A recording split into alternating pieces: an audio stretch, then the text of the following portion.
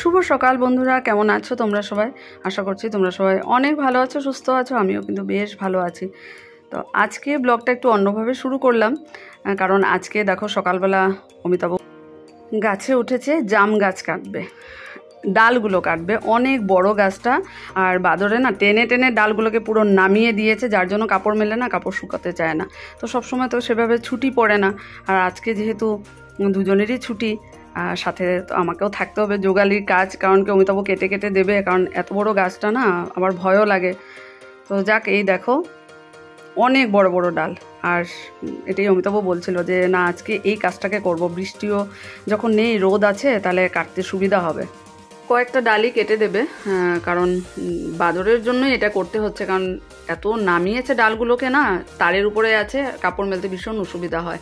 আর এই জাম গাছটা থাকার জন্য বেশ হাওয়াও ভালো লাগে, উপরে ডালগুলো তো রেখেই দিতে হবে।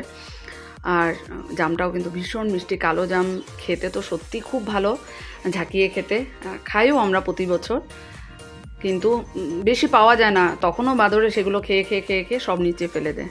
তো যাক, দেখো অনেকটা কাটা প্রায় হয়েই গেছে, উঠোনও খুব ভালো করে ঝাড়ু দিতে হবে, অনেক কাজ। তারপর আমাদের ব্রেকফাস্ট হবে, আজকে একটু লেটই হবে।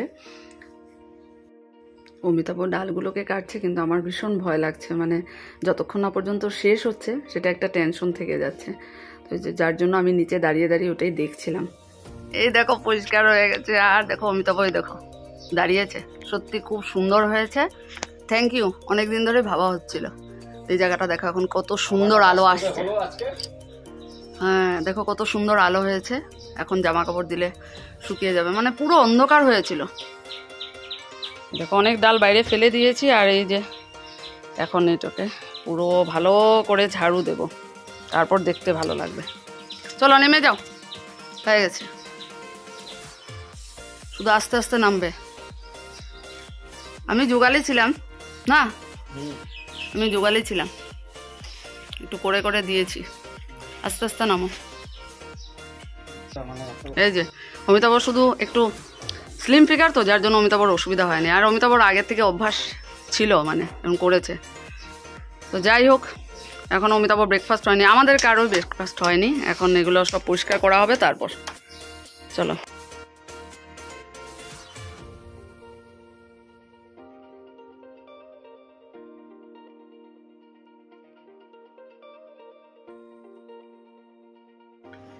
ফ্রেশ হয়ে এসে এখন ব্রেকফাস্টটা নিলাম, আর এখন কটা বাজে জানো? বেলা হয়েছে 11:15।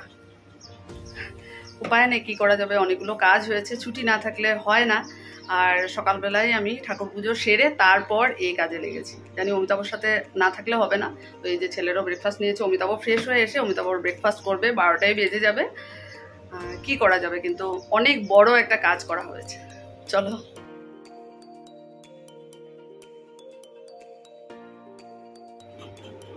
ছেলের জন্য খাওয়া রেডি করে এনেছি, পনির তরকারি, ফুলকপি বেছে বেছে এনেছি, আলু আর পনির দিয়েছি। দেখো ছেলের খাওয়া দাওয়া শেষ, একটু আজকে তাড়াতাড়ি হয়েছে, মা ঘরে আছি তো এই জন্য একটু রেস্ট করছে, এখন বেরোবে কম্পিউটার ক্লাসে। ঠাকুরের নাম করতে করতে যাও, দাদু দিদনকে বললেন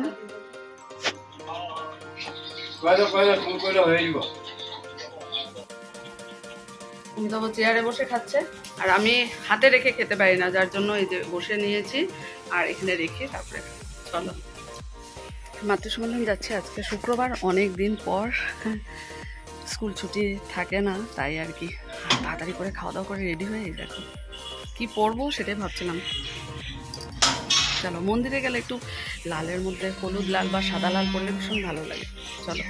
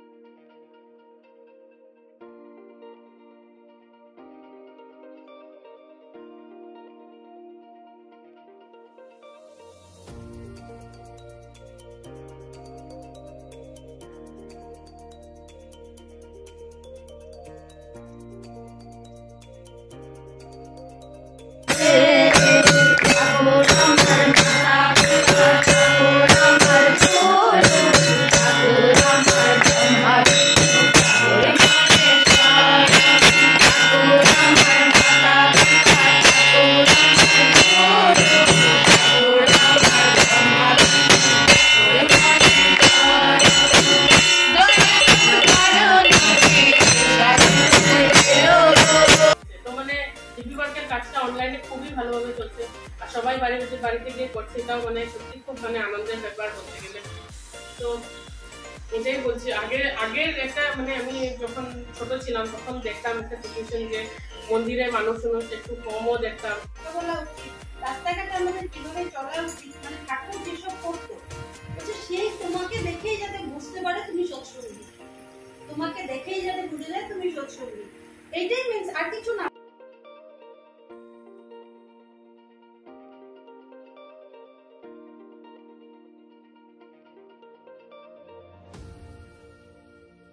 আমি এখন যাচ্ছি, মাম্পি ওরা এসেছে ডিপি ওয়ার্কসে।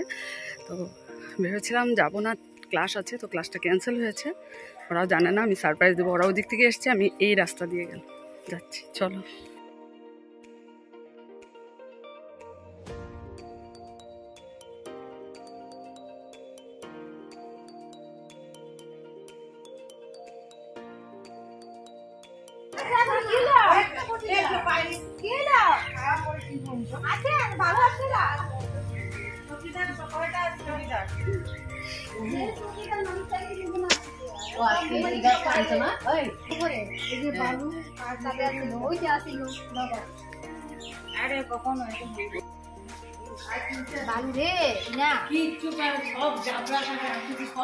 মন্দিরের বাড়িতে আসলাম।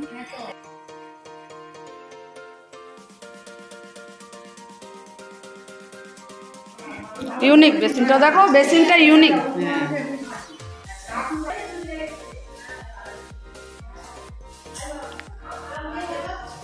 খুব সুন্দর, অনেক সুন্দর, অনেক সৎসঙ্গ দিয়েছিল, এসেছিলাম, কিন্তু তখন তো আর সেটা এইভাবে খেয়াল করিনি। দেখো তো সুন্দর না?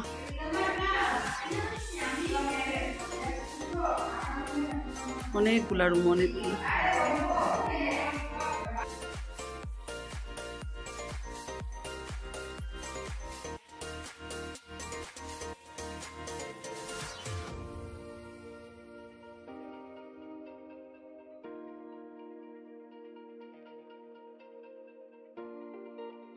আজ অনেক দিন পর মাতৃসম্মেলন অ্যাটেন্ড করলাম, তারপর ডিপি ওয়ার্কসে গেলাম মঞ্জুদির বাড়িতে, সন্ধ্যার বিনতি প্রার্থনা করে চা খেয়ে খুব মজা হলো। আজকে অনেক দিন পর এত আনন্দ হলো না, সত্যি কি যে ভালো লাগছে।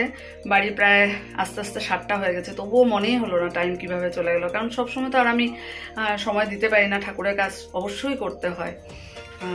তো যাক, ভালোই লেগেছে এসে। তারপর বাড়ির কাজ আর কোথায় শেষ হয়, এসে আর সব কিছু করতে করতে এই ফ্রি হয়েছে। আর এখন এই যে চাটা বানিয়েছে, অমিতাভও আসলো, ছেলে পড়াশোনা করতে বসেছে, এখন চাটা দেবো। চা খেয়ে তারপর আরও অনেক কাজ আছে।